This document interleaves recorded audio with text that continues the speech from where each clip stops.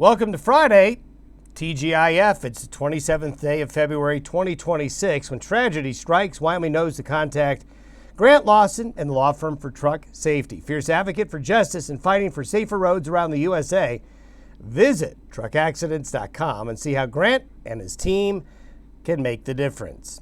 Well, windy, mild weather for today and Saturday for many areas. We'll have for the Dakotas, extreme northeastern Montana, and parts of the upper Midwest, some colder weather and some winter this weekend. But for the Rockies and many areas of the interior West, very, very quiet, mild, sometimes windy conditions. Windy again today, very high fire danger on the plains. Now, this next Pacific low does start to impact some areas as early as Sunday along a very narrow west to east aligned band. And we'll show you that here in a minute. And that slides eastward into the beginnings of next week. So we'll see some rain, we'll see some snow, and even a little bit of thunder along the path of this system. And while it's not a big storm by any means, it's a moist system, and some of you will benefit, but this won't be a really big, large-scale in terms of geography, but it will produce some needed moisture for some of you. March is starting to look more and more encouraging in terms of at least opportunity. That's what we can present, is that we do see some opportunity. Whether or not those opportunities end up with something that's on your driveway, your lawn, or in the rain gauge, we'll have to just kind of take it one day at a time. But there are some encouraging things to pass along. In the meantime, got some good photos to show you from across the region. Lenticular clouds downwind of the Rockies up in parts of Montana. And that moon, boy, that moon is really awesome, both overnight and during the day right now as it's out all across the western United States. Some great moonscapes showing there.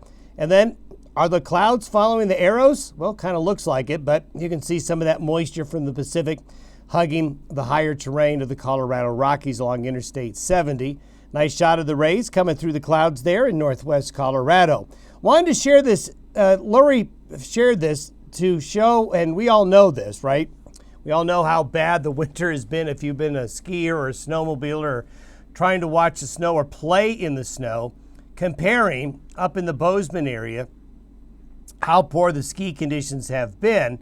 And this compares to, this is a good graph to kind of represent the length of this cross-country ski season up there, the depth of the base, and compare it going back to 21 and 22. And so you can obviously see there's only been one day where the base of cross-country skiing up in that area has had a greater than a 5-inch base. I mean, remarkably bad, as we can see there. And another way to represent that is the peak snow depth by season to date. That's right, the depth of snow reached its peak on December 23rd. Just crazy. Now, you have your normal kind of interannual variability here, the ups and downs that we show you all the time, but boy, whoa, talk about down. Now, hopefully, as we get into the next couple of months here, the skiers looking for a late season surge, I think there's some reason to be optimistic that the ski season is not done, at least cross-country skis, and downhill season as well, may see the best snow conditions here at the end of the season. But just remarkable how bad it's been, not only in Colorado and Wyoming, but Montana, many areas of Montana as well, and all throughout the Intermountain West. And there you go, is a good representation of what it's been like trying to cross-country ski in many areas. Satellite photos this morning, not showing much. We have this alignment of clouds along the boundary of the colder Canadian air that's up there, and there's a lot of cold air up there. It's just going to be directed this way through the course of the weekend. So you can see over a large part of the United States, we can draw a happy face of fair weather if you're a fair weather person. When we take a look at the Pacific, though, this is gorgeous. Look at these two lows stacked up in the Pacific. Here's low number 1, which is going to hang off the West Coast for another day or two. Here's that other low we showed you yesterday. But when you see them on the satellite imagery, you can see how well formed they are. They're large. And a lot of the winter, as we showed you yesterday, these type of systems were prevented to come into the western United States. But that appears to be, that block is just not going to be there. So as we start the forecast, there's the cold air along the northern tier. There's our stuck low off the west coast. So here are the two lows I showed you on the satellite imagery. So we're going to go through today and we're going to go through Saturday with basically this pattern. Very mild right here, colder up into the northern tier. By Monday noon, by around noontime Monday, that system gets a kick from the Aleutians low, so here it comes. Now, it's going to get stretched out east-west. It's going to weaken a little bit, but it's had time to gather moisture. So we're going to see, during the second half of the weekend, a narrow band of precipitation over Oregon and northern California, stretching into the Interstate 80 corridor of Utah, Nevada, and across Idaho into parts of the southern parts of Wyoming and northern Colorado. So the colder weather stays in those northern areas. This is by Sunday, so you can see where the Pacific influence is for sure, as that flow of air from the Pacific really keeping things mild, then the Canadian cold staying up into areas. They're going to start March well below average across the Great Lakes, parts of the Corn Belt, and the northeastern United States.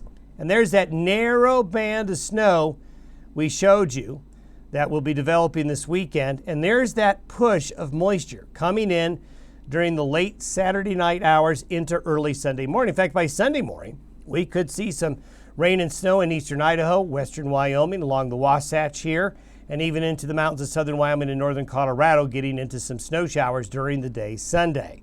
And there's your snowfall forecast through Sunday with this pattern. So by Wednesday morning, that low gets scooted out and is moving across northwest Colorado. Now it's going to be in a weakened state. It's not a cold system at all. It's not bringing in Canadian air. So we're going to see mostly a wet pattern with this. Snow levels will be pretty high in the mountains.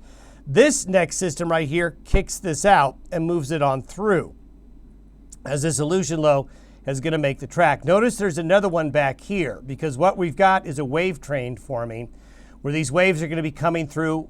The next one approaching will kick out the one in front of it. So from late Sunday into Monday, Tuesday, into early Wednesday, this first low is going to bring moisture along this path.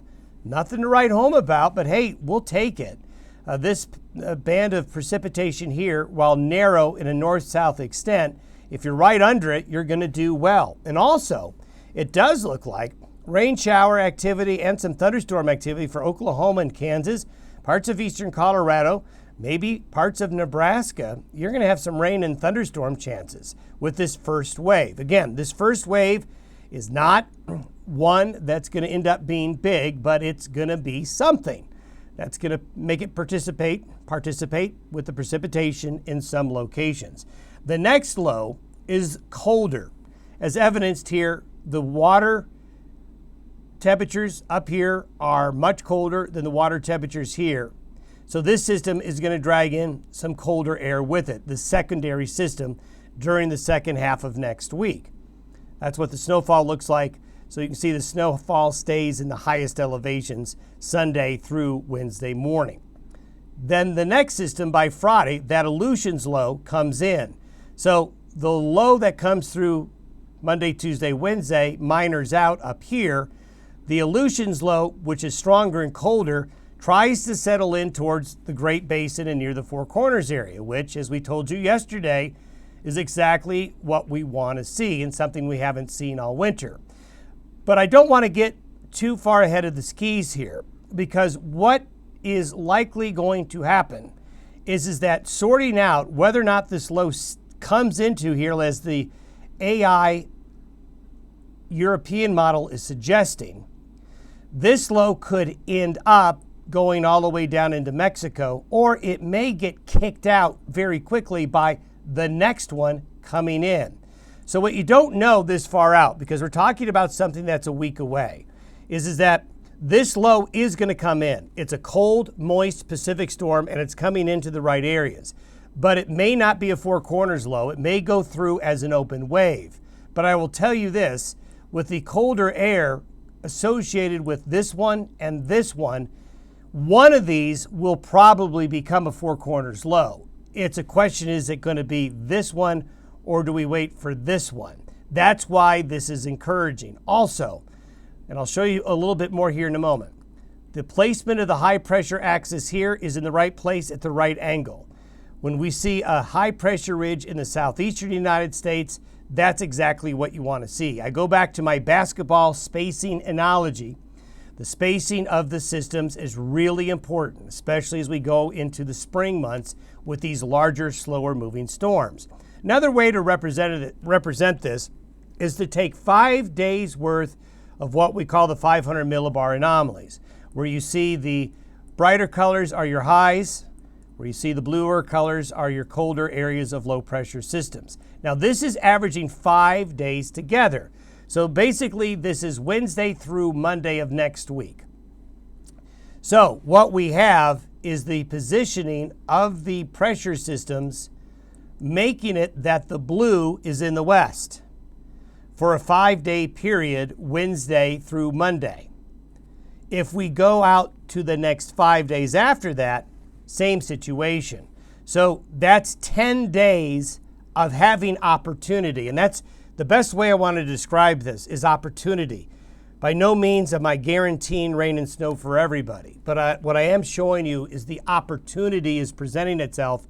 And honestly, folks, we haven't seen anything remotely like this for months. So will it come to fruition? We're just going to have to sit back and get through the weekend and wait to see. But this is an encouraging sign. But we all know about potential, and right now it's just potential. Certainly we'll spend more time on this on Monday because we're going to have to sort out whether it's the second or third system that's going to end up being the larger one heading into next week. Have yourself a great weekend. Obviously, you're going to want to tune in for more on Monday, as there will be plenty to talk about.